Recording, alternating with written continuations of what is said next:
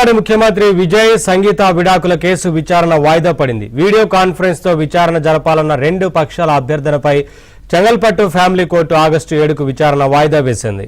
Updates మా Chennai correspondent సిరి అందిస్తారు. సిరి, తమిళనాడు ముఖ్యమంత్రి టీవీకి అధినేత విజయ్ మరియు ఆయన భార్య సంగీత విజయ్ విడాకులు తాజా చెంగల్పట్టు కుటుంబ సంక్షేమ న్యాయస్థానంలో కీలక నిర్ణయం తీసుకుంది. ఈ కేసుని ఆగస్టు 7కి వాయిదా వేసింది.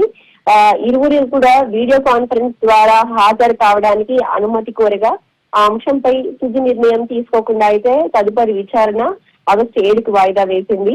ఇక సంగీత అలాగే విజయ్ వివాహం 1999లో జరిగింది.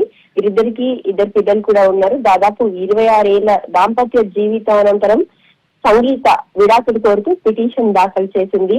ఈ సంవత్సరం ఫిబ్రవరి చివరిలో ఈ విషయం బహిర్గతమైంది.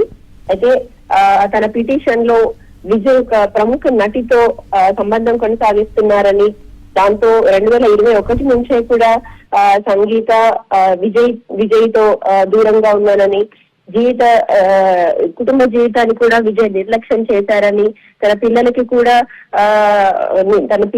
నిర్లక్ష్యం